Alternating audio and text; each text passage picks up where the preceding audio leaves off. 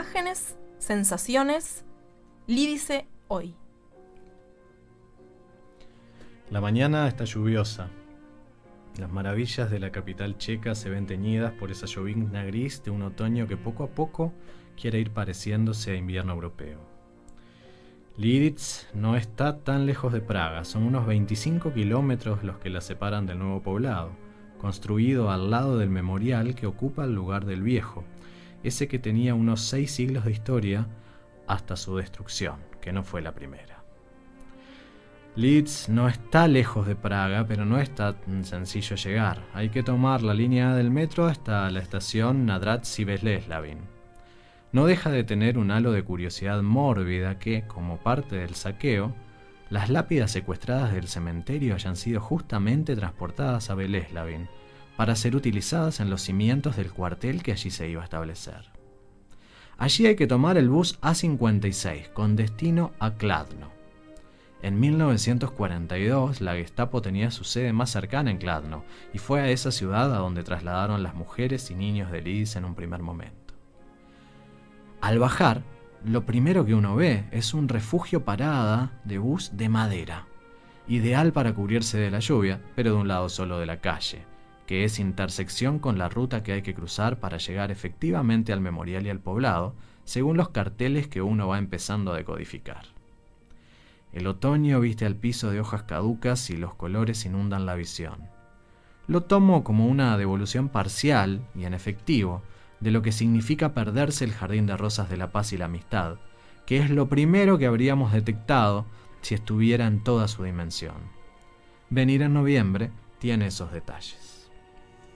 Al lado del jardín hay una especie de semicírculo a modo de escultura hecha en arenisca, con un montón de escudos de diversos lugares. Ese semicírculo es símbolo de amistad con otras poblaciones, hermanadas con Lidice, por la desgracia común de haber sido destruidas en la Segunda Guerra Mundial. Hiroshima, Putin, Bande, Marsaboto, Stalingrado, Varsovia y la propia Lidice, entre otras, se encuentran allí representadas. De este modo, Lidice no se erige en ninguna víctima o ejemplo pragmático de la irracionalidad y bestialidad humana, sino que es capaz de mostrarse a sí misma como uno de los tantos lugares en el mundo donde han sucedido, suceden y tal vez y probablemente sucederán este tipo de actos, como veremos más adelante cuando hagamos referencia al monumento a los niños víctimas de la guerra.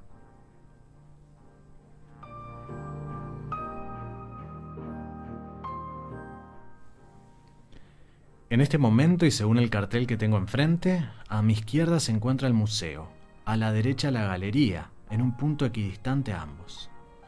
1 kilómetro separa uno de la otra, pero tal vez lo que más los separe sea la función, el para qué, el sentido, que en palabras de Miloš Wenzel la principal diferencia es que uno se dedica a exponer principalmente la tragedia de 1942 y el otro se dedica al arte. Tener la entrevista con Wenzel era uno de los objetivos. Mi intuición, buscando su palabra, me guió hasta el museo, para lo cual atravesé el jardín de rosas que se encontraba en estado invernal. Caminé la explanada, utilizada más que nada para actos de oratoria, y luego de proveerme de un mapa, entré en el memorial, intentando aprovechar que la lluvia se había detenido, al menos por un rato. Pegada al museo está la glorieta, rodeada de 2 galerías techadas, que en sus partes esculpidas ofrecen imágenes clave para quienes levantaron el primer monumento en ese lugar en 1945. A un lado, las imágenes retratan soldados nazis y sus perros vigilando, reteniendo y atacando a los pobladores de Lidice. Al otro lado, la llegada del Ejército Rojo y la liberación de los pocos sobrevivientes en un momento de reencuentro. Los años 90, momento de bruscos cambios en Europa, y particularmente en Checoslovaquia, luego República Checa y Eslovaquia, vieron el descuido y el olvido intencional del memorial por parte de las autoridades, sumamente asociado a los años en los que el socialismo real era la forma de gobierno del país. La memoria política posee también sus malos usos.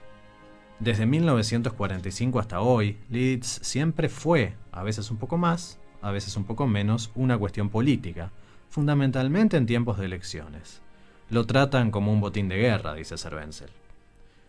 Me paro en esa especie de explanada que hay bajo la glorieta, desde donde se ve una especie de valle rodeado de bellísimos, altos y frondosos árboles, cuya mayoría no son de hojas caducas y están en línea. Esos árboles representan el límite del poblado, hasta donde llegaban las casas del viejo Leeds. A su vez, cuesta no imaginarse que también pueden representar el cerco que hicieron los soldados nazis la noche del 9 de junio de 1942, para que nadie pudiera salir del pueblo. Estos individuos, separados solamente por 1 metro, lo cual nos da la idea de la cantidad, podían permitir la entrada al pueblo pero no la salida. Desde este punto de vista puede verse a la izquierda una pequeña colina y a la derecha un pequeño lago donde desemboca un arroyo. Es la postal inversa de lo que podía verse hace 70 años. Las tareas de destrucción de Leeds implicaron la nivelación de la tierra, aplastando la colina que se encontraba en el otro extremo del poblado y desviando el arroyo para que el lago quede también en el lugar opuesto a su original.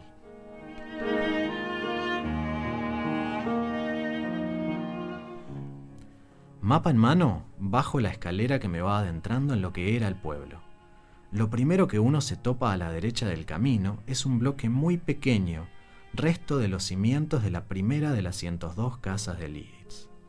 La importancia de ese bloque de ínfimo tamaño, donde no llegan a entrar nuestros 2 pies, no deviene de la numeración de la casa, que era la que visualmente abría el poblado, sino de haber sido el lugar donde la Gestapo eligió instalarse esa noche, para montar allí su base de operaciones y sacar a los pobladores de sus casas, reunir a niños y mujeres en la escuela y a los hombres en la casa de Horak sin darles ninguna explicación y ni siquiera la posibilidad de despedirse.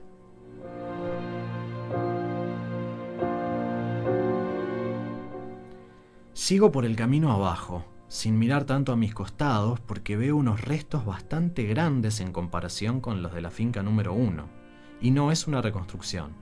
Es la única casa con sus cimientos originales, los restos de mayor dimensión. Podríamos afirmar que son casi los únicos restos de Leeds.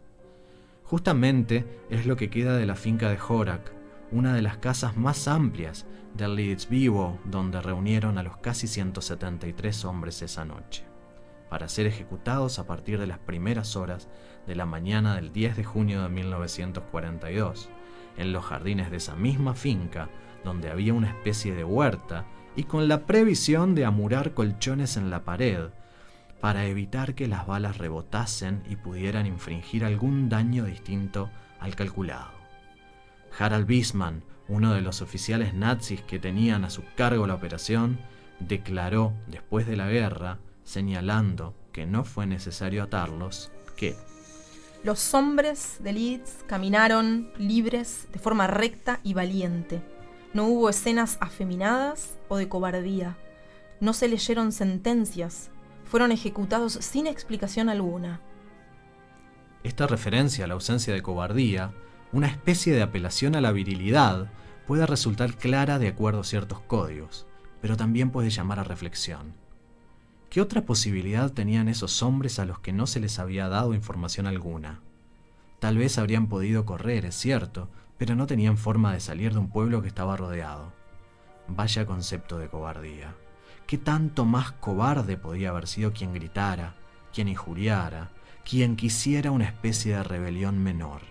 Pero aún peor, ¿qué importancia tiene la cobardía o la valentía de las víctimas en ese acto de barbarie? Esos predicados solamente los podemos atribuir a quienes tuvieron posibilidades efectivas de haber hecho algo distinto. Y esos no eran precisamente los 173 sujetos ejecutados en los jardines de la finca de Horak.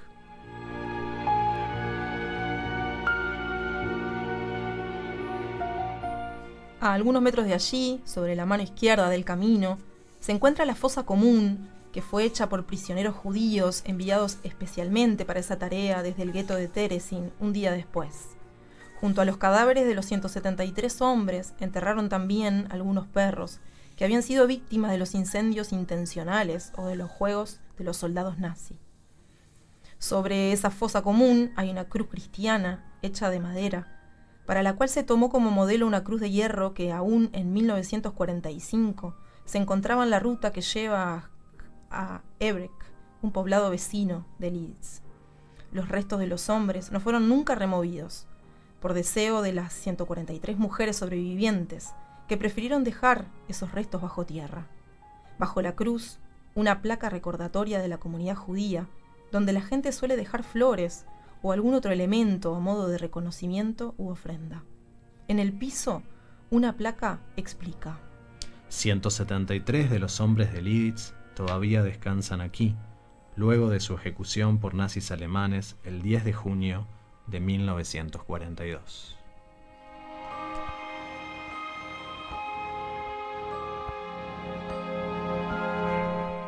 A pocos pasos de allí, frente a los cimientos de la escuela, se encuentra la escultura Mujer y Niño, hecha en arenisca por Bedřich Stefan en 1957.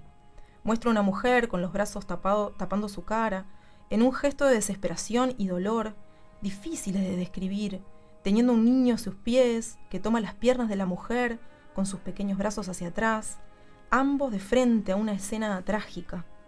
No será la única referencia a la mujer en el marco simbólico de las esculturas, ya que un poco más cerca de la escuela nos encontramos con otra escultura llamada Mujer llorando, y algunos metros cerca de allí, otra llamada Mujer de Leeds con una rosa. La primera, creación de Karel Lewicki del mismo año, es una mujer que se tapa el rostro con sus brazos, como si hubiera algo que no quiere mirar. El llanto está representado por el gesto y el nombre de la obra, ya que no llegamos a ver sus ojos y casi nada de su cara.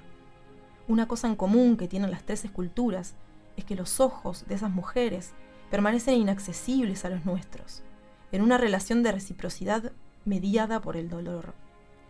Pero donde hay dolor, hay vida.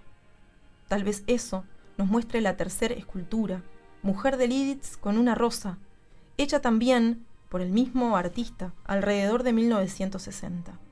La mujer está con los ojos cerrados, sus brazos casi caídos, aunque el brazo que sostiene la rosa está apenas erguido para que la rosa no esté mirando la tierra. El dolor y la posibilidad del renacimiento y la belleza se conjuntan. Recordemos que, al momento de realizarse esta escultura, ya estaba inaugurado el Jardín de las Rosas, y lo hacen porque la vida, además del dolor, es la única que puede producir vida. Fueron 143 mujeres las que lograron sobrevivir a la tragedia, y solamente 17 los niños que pudieron encontrarse con ellas después de 2 años de intensa búsqueda. Apenas a algún metro de la placa que señala el nombre de la obra, hay otra placa que reza lo siguiente: Nunca olvidaremos el destino de las 60 mujeres de Leeds que murieron entre los años 1942 y 1945. Sus trágicas muertes ocurrieron enfrente de los pelotones de ejecución alemanes nazis en Praga, Kobyliski y otras marchas de la muerte. El resto pereció en los campos de concentración de Lublin, Auschwitz y Ravensbrück.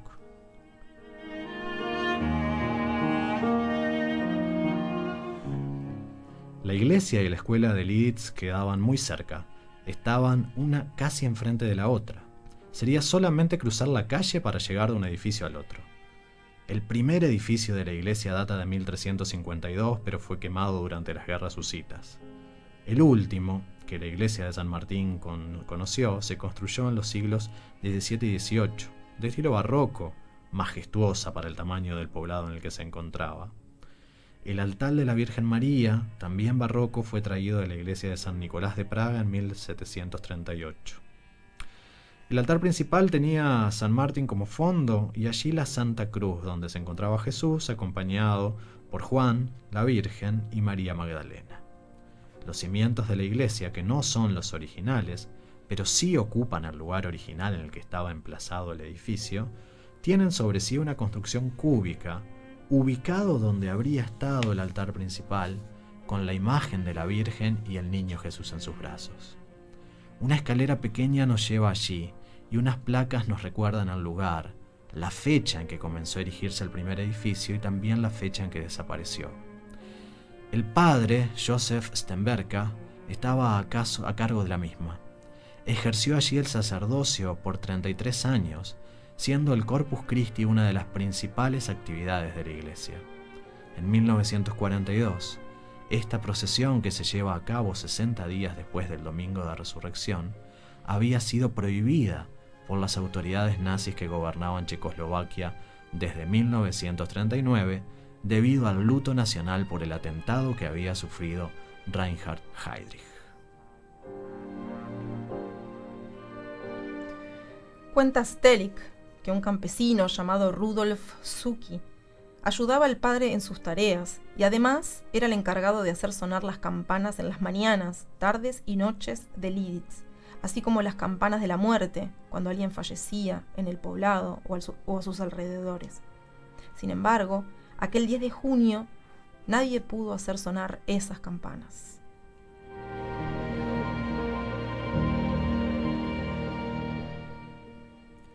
El primer cementerio de Liditz se encontraba detrás de la iglesia. Luego, por cuestiones de tamaño del lugar, debió mudárselo hacia el extremo del poblado, en una pequeña colina rodeada de olivos, en la parte más alejada del lugar donde hoy está establecido el museo. Hoy solamente se lo recuerda con una placa y la colina ya no existe.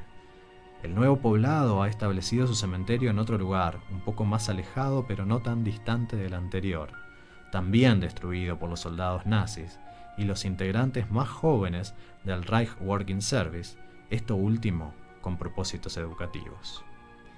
Después de haber matado a los seres vivientes y de la destrucción de sus fincas y posesiones, los nazis se concentraron en los muertos de Liditz. No fueron detenidos por la majestuosidad de la muerte, ni por la reverencia que los humanos suelen otorgar a los fallecidos. Una por una, las 60 bóvedas, 140 tumbas familiares y más de 200 tumbas individuales fueron profanadas y saqueadas, buscando pequeños restos de valor, dientes de oro, por ejemplo, y desechando todo lo que no resultara de uso. La soledad del predio del actual cementerio, con la única compañía de los árboles que lo rodean y la ausencia de la colina, nos recuerda que la magnificencia de la barbarie puede llegar a traspasar todo límite, incluso la frontera simbólica que la presencia de la muerte suele significar para los vivos.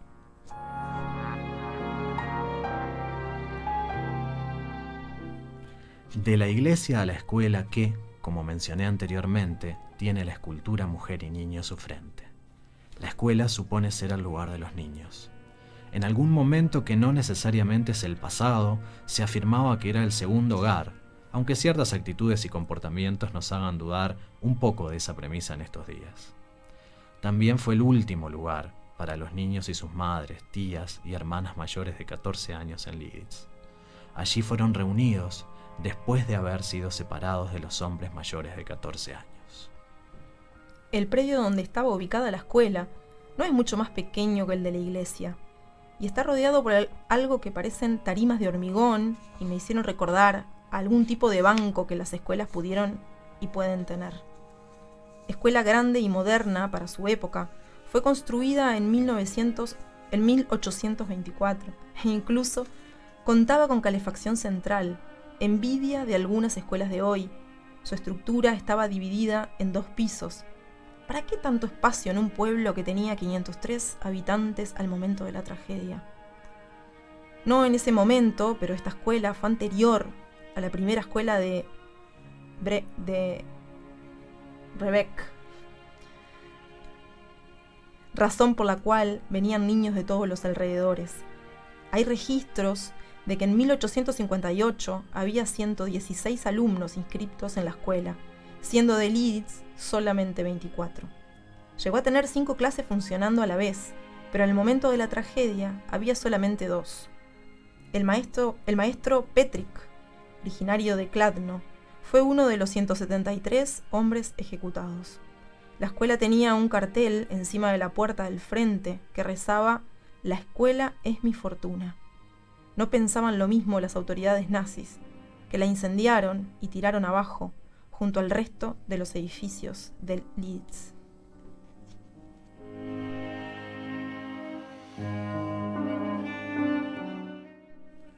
Esa recorrida fue casi toda desde arriba, de la explanada, de la glorieta y el museo hacia abajo, donde se encontraba el viejo cementerio. Para eso tuvimos que atravesar el pequeño puente sobre el arroyo. Originalmente el arroyo no fluía en su lecho actual, se desplazaba unos pocos metros hacia el norte. El viejo estanque fue llenado de escombros de las casas demolidas, los árboles fueron arrancados de raíz, algunos montículos fueron nivelados mientras otros fueron creados. La carretera de Bustergrad pasaba por el puente del arroyo original hasta la plaza del pueblo. Hoy, el puente comunica los cimientos de la iglesia y la escuela con los de la finca de Horak y también, aunque se encuentra más hacia el lado del nuevo poblado, con el monumento a los niños víctimas de la guerra, obra de la escultura Marie Ujitilova.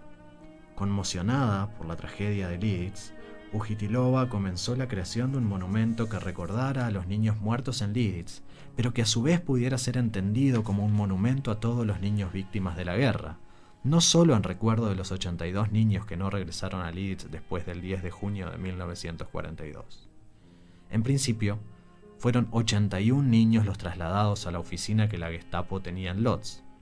Unos días más tarde, y junto a niños de la también aniquilada villa de Lesaki, llegó también Dasa Basela, niña de 6 años que originalmente había sido enviada a la Central Racial and Resettlement Office, quien había sido seleccionada para su germanización en Kladno, pero más tarde su habilidad fue negada por razones poco claras. El 1 de julio les habían permitido escribir algunas cartas a sus seres cercanos. Václav Moravich, por ejemplo, le escribió a su tío. Queridos tío y tía, les envío mis más cordiales saludos y los más gratos recuerdos. ¿Les han escrito mamá y papá? Si lo han hecho, envíenme por favor su dirección. También envíenme algunas postales y sellos alemanes y algo para comer, ya que recibimos demasiado poco aquí. Respóndanme qué ha pasado con Liditz. Fanda está aquí conmigo. Envíanos algo que dure, preferentemente pan y mermelada. Escríbeme a la dirección desde la que te estoy escribiendo. Solamente somos niños aquí y no sabemos dónde están nuestros padres. Manda lo que puedas, que va a tener uso aquí. Cálidos saludos de Václav y Fanda.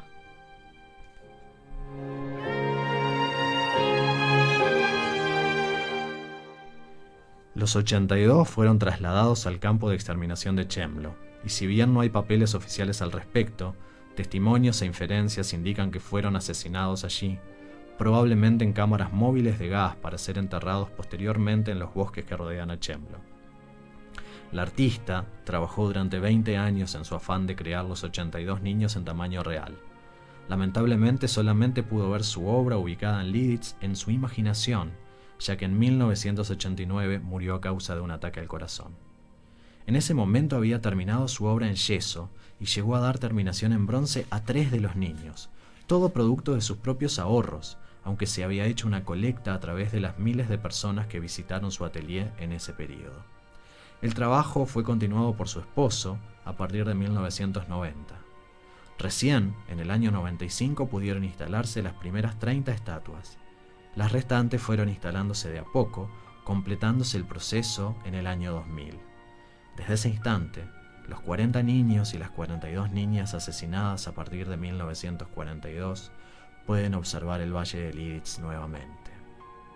A diferencia de las 3 esculturas de mujeres, los ojos de estos niños miran, se miran entre ellos, nos miran y los miramos.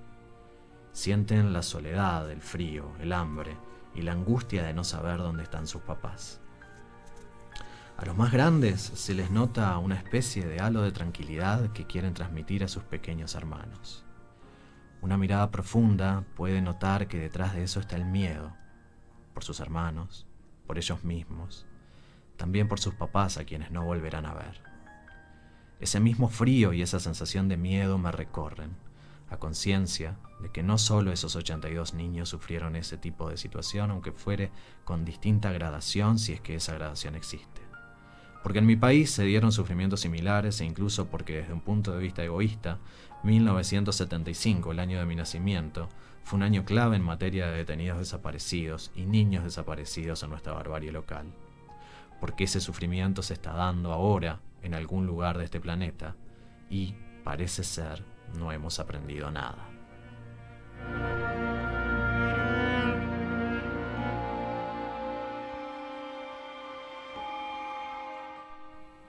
Continúa la caminata hacia arriba y eso me recuerda que cada 10 de junio en Canelones la plazoleta Liditz recibe rosas para su pequeñísimo jardín, a modo de analogía con el que existe en el memorial de Liditz. En la introducción al libro Bridge of Hope and Life de Milos Cervenzel, director de la galería y del memorial de Liditz, afirma que a través del jardín, que es lo que se puede apreciar en las páginas de esa bella obra, ustedes pueden darse cuenta de que Liditz no es solamente la triste historia, sino también hermosos días presentes. La masacre de Liditz tuvo relevancia internacional, tanto que llevó a que se discutiera poner su nombre a espacios públicos de nuestro país en ese momento. Este impacto se dio también en Inglaterra. La idea del jardín se le atribuye al Dr. Stross, quien además fue uno de los fundadores del movimiento británico Lidice Shall Vive, que durante años se dedicó a reunir dinero para la reconstrucción del pueblo.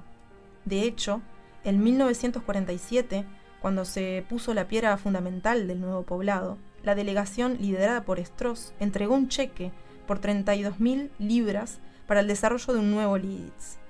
A mediados de la década del 50, Stross concibió la idea del jardín y también el nombre que posteriormente tendría, idea que fue bien recibida tanto por las autoridades locales como por la comunidad internacional. Para ello, se estableció en 1954 el Comité Checoslovaco para la fundación del Jardín de Rosas de Liditz. Si bien la mayor parte de las rosas vino del Reino Unido, el grupo de primeros donadores de rosas incluyó a Alemania del Este, Unión Soviética, China, Corea, Luxemburgo y Hungría. Sin embargo, cuando uno avanza en las páginas del libro recientemente citado, se encuentra con algunas sorpresas que da cierto orgullo, ya que no solamente rosas fueron enviadas a Liditz, sino también otras flores de otros lugares del mundo. Fueron enviadas a Liditz lilas desde Francia, tulipanes desde Holanda, orquídeas desde Venezuela, así como árboles de olivo, plantas de mirto y laureles desde Grecia. También algunas plantas exóticas, por ejemplo, semillas de palmera de Cuba y plantas localmente llamadas ceibo y umburucuyá desde Uruguay.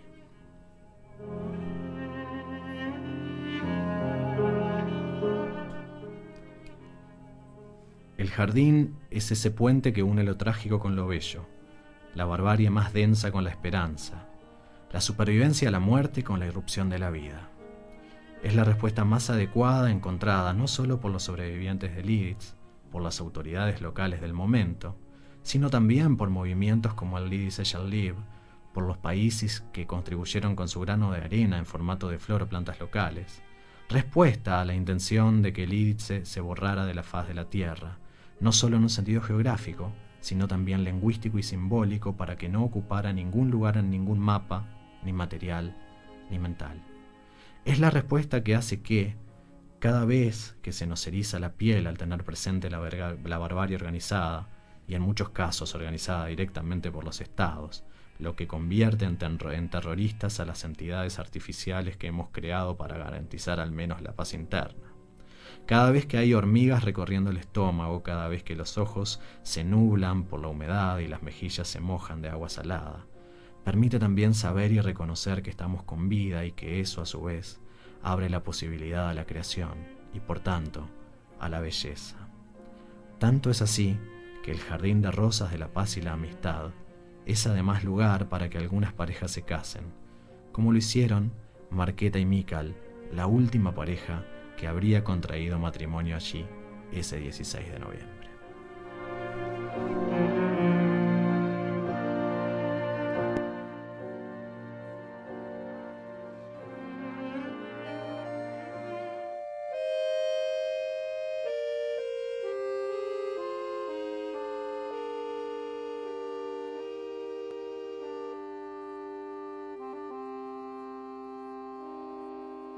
Ich war allein in meinen Träumen. In meinem Kopf hab ich geküsst. 1000 Mal.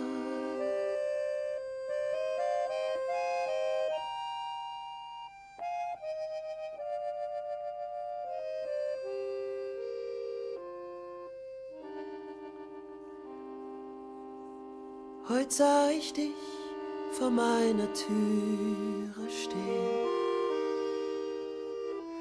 Frag mich, suchst etwa du nach mir? Ich kann's in deinen Augen sehen, nur ich kann diesen Blick verstehen. Du bist alles, was ich will. Du bist alles, was ich will. Komm und trag mich durch die Welt. Komm und nimm mein ganzes Leben. Du bist alles, was ich will. Du bist alles. Uns bleibt nicht lange, unsere Zeit verrinnt. Siehst du nicht, wie die Welt zerbricht? 1000-mal. Mein Herz, es füllt sich und zerfließt. Weißt du denn nicht, was du mir bist? Ich hab dich viel zu lange sehnt. Ich hab dir das nur nie erwähnt. Du bist alles, was ich will. Du bist alles. Dieser Stern verglüht im Nu. Unser Glück hängt jetzt am Morgen. Du bist alles, was ich will. Du bist alles. Komm und trag mich durch die Welt. Komm und nimm mein ganzes Leben.